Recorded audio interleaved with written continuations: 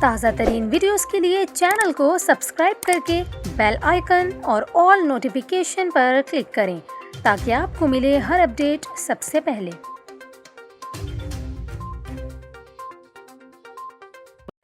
اور ابھی آپ کو بتائیں، تحریک انصاف کے لانگ مارچ کا نیا شیڈول سامنے آ گیا، جس کے مطابق مارچ 11 نومبر جمعے کو اسلام آباد میں داخل ہوگا۔ تحریک انصاف کے رہنما اسد عمر نے ٹویٹ کرتے ہوئے بتایا ہے کہ حقیقی آزادی مارچ کے نئے شیڈول کے مطابق انشاءاللہ کپتان 10 نومبر کو راولپنڈی پہنچیں گے اور 11 نومبر کو تمام پاکستان سے قافلے اسلام آباد پہنچیں گے۔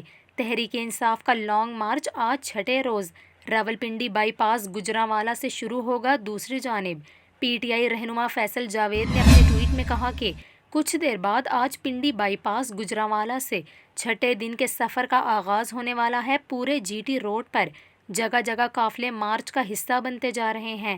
عمران خان لاکھوں پر مشتمل کاررواں کی قیادت کرتے ہوئے 10 نومبر کو راولپنڈی پہنچیں گے۔